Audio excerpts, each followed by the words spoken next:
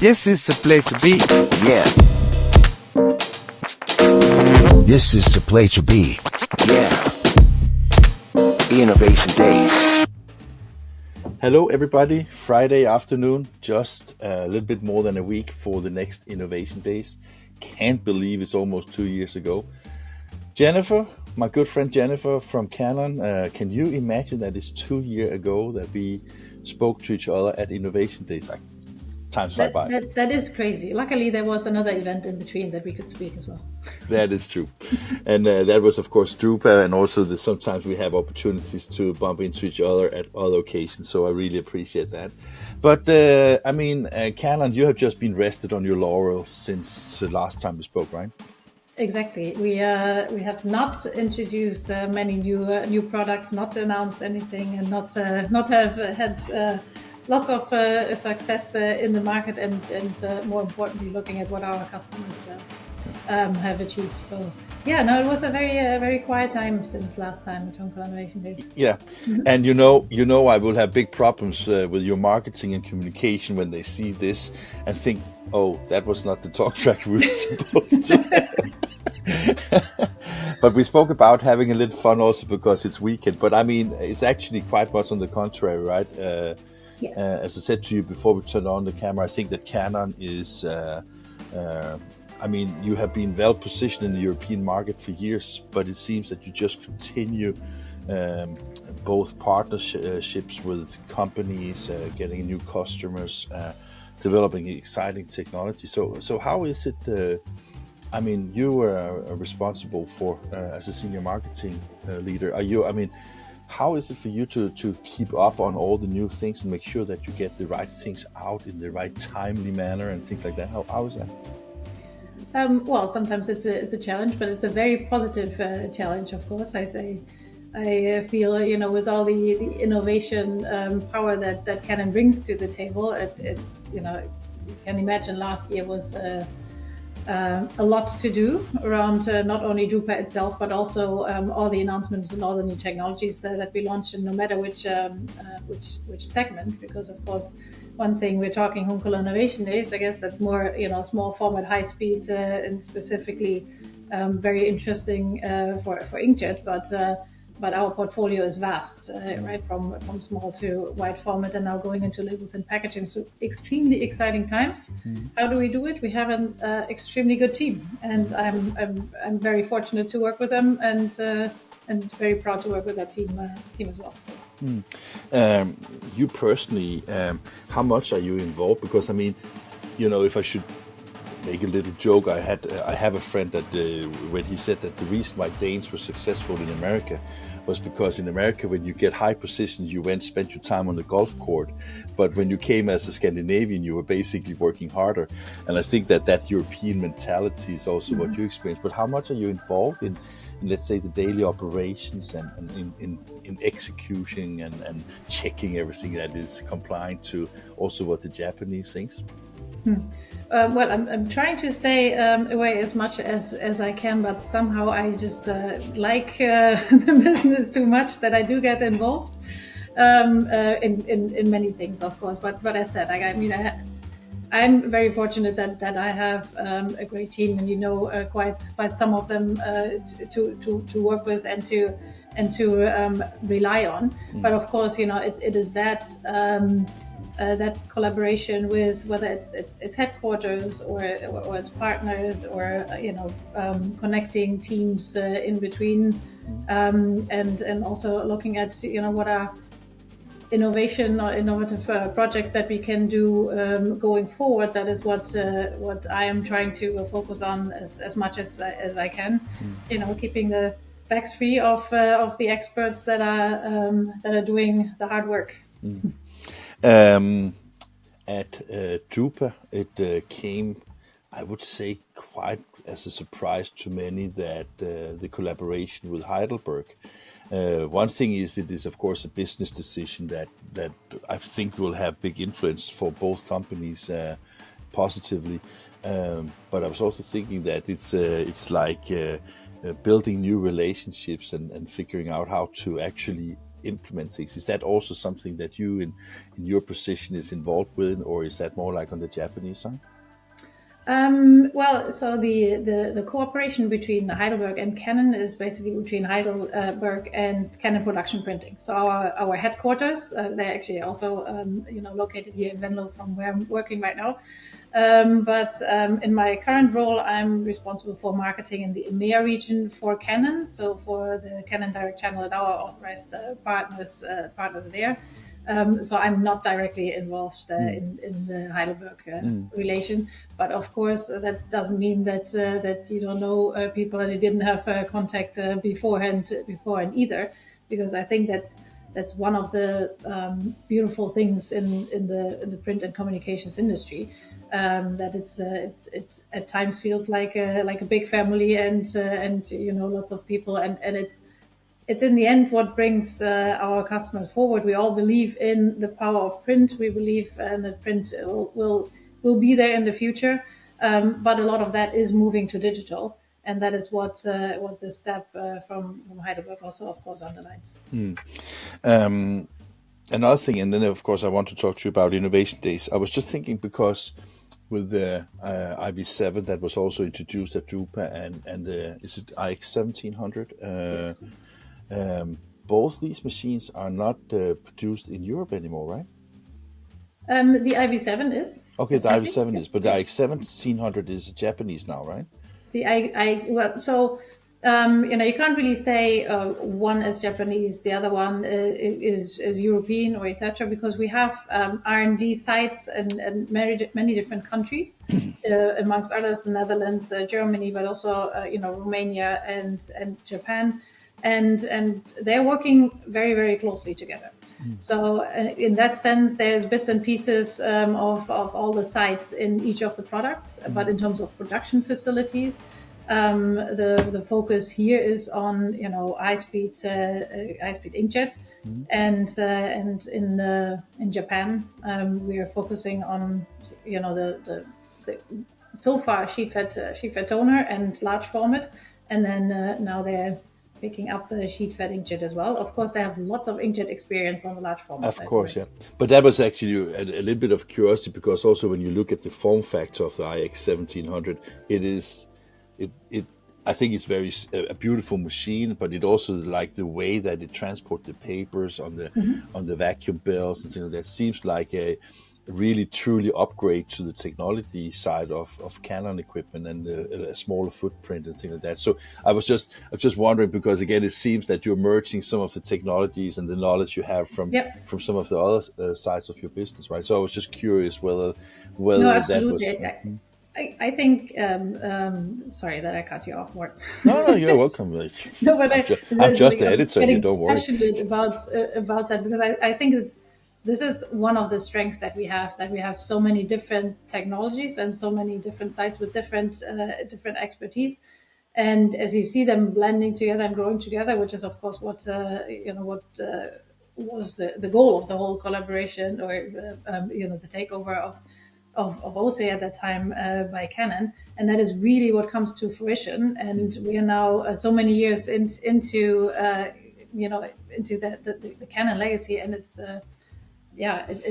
wonderful what comes out, and now we can reap the benefits from that and ensure that our customers can create their visions with it, which is beautiful.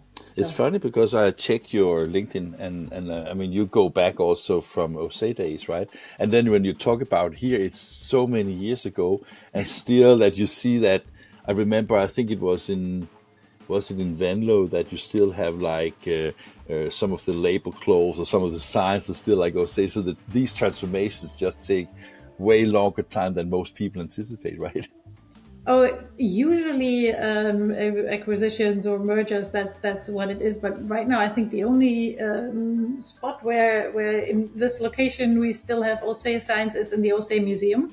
Okay. And I guess they're going to stay there as well, because it's important to be proud of the heritage of all the different sites that we have. So. Innovation Days, how many times have you been there?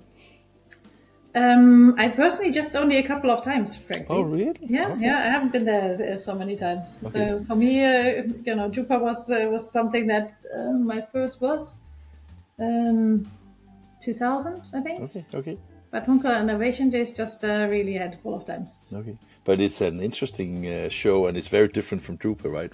Yes, it is very, very focused, very targeted, very much focusing on the latest trends and highlight in high speed digital production. So yeah, one of the sweet spots for us as well. So always very excited to be there. And it's amazing to think of, because I mean, 6,500, 7,000, maybe 7,500 people, and almost all of these people could be potential customers, right? That must be stunning, right? Well, it is, and it's very lots of decision makers, very yeah, it's a very deliberate visit, not to browse usually, but to get the latest insights and then make investment decisions, over the next few years. And so for us, yeah, very important to make sure that we give all the information we can for customers or potential prospects to choose Canon. When you look at the let's say the product portfolio that you deliver, you mentioned it before, that both packaging and labels, and of course this show is more commercial print, but if you look at the Pro Stream, the Color Stream, the IX, the new IV and things like that, I mean the range in that inkjet space is really broad. Is there a lot of, let's say, technology spin-offs that makes it, this is now where Canon really takes advantage of having all these years of experience, so you can, I wouldn't say easier, because I know it's difficult, but basically learn from, let's say, from the i300 to the iX3200 to the IV7. I mean, that iteration. Yeah, and revolution. 100%, of course. And that doesn't mean that for another, the VariPress IV7 is yet again another, level of productivity and efficiency. So you learn from the basis that you have, and then you build based on all that expertise and all the input that we get from our customers, of course, as well. You build that next platform, and that doesn't mean that it can't be a clean sheet design, but you base that, of course, on all the knowledge that you have. That would be stupid to throw it out, right? Yes. And talking about heritage, I mean, it's on the last of Innovation Days on the 27th. Our magazine that we are proudly printing together with you guys, we have stories about the 10 years that you have been cut sheet inkjet. Yes. I mean, when you as Canon announced the first cut sheet inkjet machine, it was like, I mean, there was like the Rezos, and there's some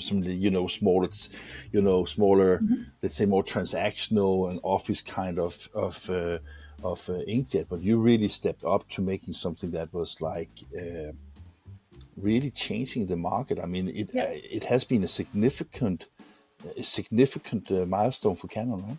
Yeah, I think for Canon and the market as well, because we were able to. And that was the vision from the beginning, to bring kind of those advantages of inkjet that we knew about for so many years, of course, and experience in continuous feed inkjet, to bring that productivity and also that lower cost of operation to the flexibility that SheetFed had to offer, where we of course have a lot of experience at that time, on the monochrome side with VariPrint 6000, but of course within Canon also our image presses, and to bring that together in 2015 with that first sheet-fed production inkjet device, the VariPrint i300 at that time, that really it really ignited kind of a new segment in the market, and that doesn't mean that the machine was perfect at that time, right? If we're looking at 10 years ago, we were able to print on inkjet treated materials, on uncoated materials, and then there was a lot more demand from the market. So we introduced color grip a year later, that then allowed us to be, to print on a broader range of media. So we saw both transactional printers, book printers, and then also more and more commercial printers taking up the machine. But there we had to be careful on where to place it. And that's what is the beauty of learning from your customers and also innovating together with customers. And then in 2020, we were able to introduce the Variprint iX3200 and then later the 2100. And that is what we are right now in the so and so field release of that machine that is now with more than 700 installs Really? Wow. worldwide. That's amazing. Wow. And if you're looking at that productivity that is now bringing and that quality, quality wise, any commercial application, including those of photo books, in the meantime we can print. So quality, that standard we have absolutely achieved. And then in terms of productivity, when I'm hearing that on average our customers are printing per month 1 billion A4 pages worldwide on all the installs. Wow. On a sheet-fed inkjet production machine. When we introduced the i300, we get lots of comments. Why are you going B3? Why are you not going B2? Well, I was one of the people asking that question. and a really good question. But where was our expertise? Our expertise was in B3, whether that's the paper handling for that on the sheet fed side. We knew about it. We knew inkjet, so we knew if we wanted to go fast, quick to the market, and then learn and grow together with the market, then we have to go with B3. And there was definitely a segment, and there still is. And now, of course, there's lots of opportunity for B2 as well. Yeah, can't help think about, and I don't know if you will or can answer this question, but I was just thinking that if you look at you mentioned the image presses yourself, right? And I must admit that when I see the image presses of today, the quality is just stunning. The advantages that you have in toner, that you have less constraints when it comes to like media diversity and these kind of things, and they're also becoming relatively fast. Not as fast as the thing. So the real big differentiator is that the promise of having a lower operational cost if you have the volume. I don't know how much it is a question anymore, but I think in the beginning there's a lot of people, because you went from a click-based pricing model to a consumption-based pricing, and people were afraid that, okay, if we do photo book applications, will it be more expensive than when I have a known click price? These 10 years, what have they given you of data? What is up and down in operation cost? Is it cheaper to produce an inkjet than in toner? Well, I think what we're seeing is that there are places for both technologies in the market, and also even at the same print service providers. So we see quite some of our customers having both inkjet and toner technologies, or for that matter, complementing their offset with inkjet. It's really not either or. It depends on so many factors: the quality that you need, the productivity that you need. And productivity doesn't always mean, for some it means I need to have really consistency, as much hands off as possible. So give me the most operator friendly machine there is. And there you may have some advantages on the inkjet side as well. For others, it means I need a machine that can really handle peak volumes of up to 10 million in a month, because I have very fluctuating volumes. Yeah. And then there are differences in the different technologies and the different machines as well. And that's why I think we have that broad portfolio. So many times we get the question also now with the Variprint iX1700. So does that mean you will still invest in toner? Is there still a future in toner? Absolutely. And you will see just with the iX1700 goes 170 images a minute, up to 170 images a minute. But we do expect a lot higher productivity than, for example, on our flagship, the ImagePress V1350, whereas that is on its top for the toner presses right now. And so I don't see an either or. I see really talk to us about which is the best combination or the best technology. And I also believe that if we're looking back at 10 years of sheet-fed inkjet. What does that really mean for our customers? It means that we have built up such a wealth of knowledge, and we have accompanied so many of our customers in their journeys. And to find out, was the first thought that they have of I want to invest in an inkjet device, was that really what they needed? Did they of course, yeah. Did they go the right route or not, or how can we better support them? And that's I think while you have all the innovation and all the advanced technologies that there are and all the workflow supporting it, I think it's that those experts that you need to really help you analyze together with you what might be best for your business. I can't help think about, because when we talk about that leadership position in I would say both in toner and inkjet. What about, because if you look at some of the competitors, some of them, if you look at the toner, Ricoh, for example, they were very fast in having, different types of varnishes, different gold metal colors, neon colors and all that thing. And I don't think I've seen from Canon the same approach to this the same way, at least. And when you look at some of the inkjet machines today in the market, some of them have, not so many, but some of them have extended gamut where you can have more ink colors in the machines and things like that. I'm not asking for a roadmap, but is it something that you discuss within Canon that there is a need for this? Because as I understand it, with your most recent color formulation, basically you have a very extended color gamut, even in CMYK. But there are, Pantones, and there are like special colors that you can't reach in that one. Is that something that you have? Are you discussing this internally at all?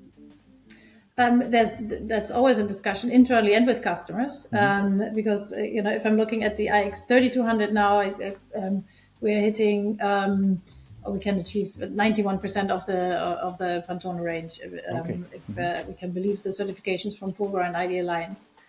So that is a lot. That doesn't mean it's 100%. Doesn't mean you can hit every single spot color in the world, right? Yeah. And but there's always, when we're discussing with customers, because that has come up so often, it's the question: how much of the special colors do you really need? That's a good question, but if you look at, for example, when you go into packaging and labels, the way that companies like Bobst is supporting it is by this extended color gamut, ECG, and that is basically to say that running 6-7 colors gives us almost 100% coverage of it, and if you're in branding, you probably need to have at least a consideration about it. So that was why I was thinking that, in labels and packaging, you can't avoid it. Sorry to say, you have to do it. And then I was just wondering. And that's exactly that. And that's what you're seeing as well. When we showed the label stream LS2000, for example, at Jupiter as well, it comes standard with white, because that's just critical, right? Yeah. And if you're looking at packaging, of course, we will have to have as broad a color gamut as possible, because that's your silent salesman. You want to hit your brand color every single time. So that's that is absolutely very clear. Okay. But we also get the question a lot in other segments, and there, if I'm looking at our photo printers, large format photo printers, for example, because we have 7 colors, we have 12 colors. It's really depending on what do you need. It's not, do we have the technology? Could we do it? It's really about where's the volume and what can we support there. And we were saying before, Canon has been very successful in investing also in areas that then allow us to be successful and to invest more and bring all the news to our customers. I think that might be also one of the reasons at times you have to pick and choose, but be sure that we will have a packaging proposition that makes sense. But I have to ask, right? Yes. Thank you for asking. Okay. Jennifer, at Innovation Days, you have not been there yet, but I was there 3 days ago, so I know I have saw seen that. you. Yeah, and I can tell you can look forward to that. One of the things that I think is very, very saying and very great on all levels is basically that the Innovation Days motto this year is connect. Yes. Who will you be connecting with, Jennifer? I mean. Who will I be connecting with? So many friends and colleagues. It's I mentioned before. It's really this I don't know, class of 2000 meeting. I have the feeling at every single one of our industry events. I'm very much looking forward to meeting all of you, meeting many of our colleagues also from other regions. Yeah, that would always nice, right? Yeah. Yes, yes, and but most importantly, I'm looking forward to the questions and the conversations from either potential print service providers that potentially want to work with us or that work with us already. We have a couple of beautiful cases that of customers that chose for Canon devices at Hunkeler Innovation Days 2023. So I'm really looking forward to kind of catching up with them and see where their journey went so far. And what technology would you like to see being connected?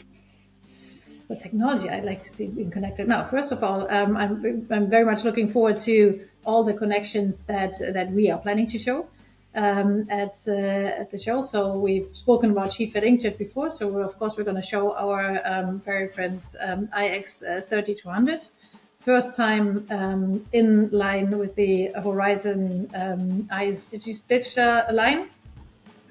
So I think that is going to be exciting. Also, for the first time, we're going to show it with a long sheet paper feeding up to 660 millimeters with an adapted BDT feeder. Nice. And then we also going to show in live production, of course, as you're used to from Canon, and we have to live produce because we're also producing the Inkish magazine, of course. So the ProStream 2133, we're also showing. We're showing that in a roll-to-roll configuration with the Hunkeler web extender and the Waco remoistening unit. And then we're printing so many diverse applications there that we're also finishing a lot offline, including prints of a color stream that we have pre-printed because that one is not live at the show. And we're finishing those either on the Hunkeler stand, for example, on their Gen 8 Evo lines, as well as on the Müller Martini stand with their Prenova finishing. So I think that is going to be exciting as well. And there, whether it's the Horizon with the IceLink or on the Müller Martini stand, the applications that are going to be finished via their Connex workflow. I think, and then plus, of course, what we are finishing and producing on our own booth with our Prismo workflow. I think it gives a good insight for customers or for visitors to see the flexibility of how we can tie into their ecosystem, because every single situation is different. So whether it's our workflow, it's our finishing, or it's someone else's. Let's see what is best for the visitors, and therefore I'm maybe most excited by what at Drew probably call Printworks. That area, the Meet the Experts area, where on the one hand we're discussing current customers and what they are doing as an inspiration for visitors to Hunkeler Innovation Days. And also that's the area where you can talk to our project management, our workflow, our media experts, and to really find out what is possible, or to together work on what seems impossible. And then we'll see whether we can make it. You mentioned it, and I did that myself as well, that we are collaborating about Inkish Max, Canon, Hunkeler Innovation Days Daily. That's a long name, right? But you are featured on the cover in our first edition. I mean, when you started working for Say and Canon, did you even think that you should be a cover girl as well? That was never in my plan. No. But I mean, I think it's great because you are.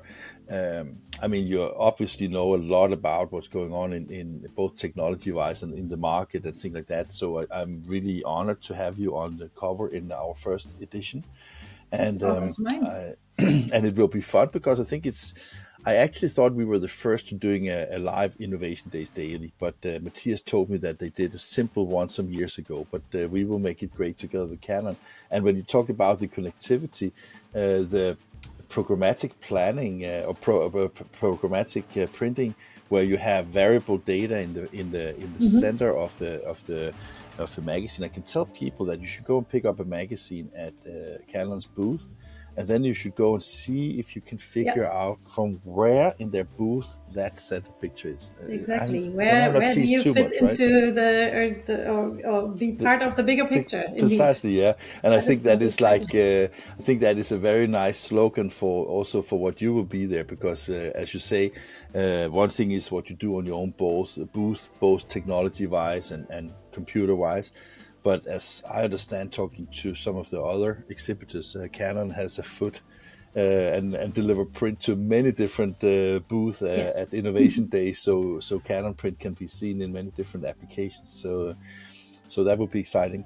Jennifer, it was, as usual, great to have you here on Inkish.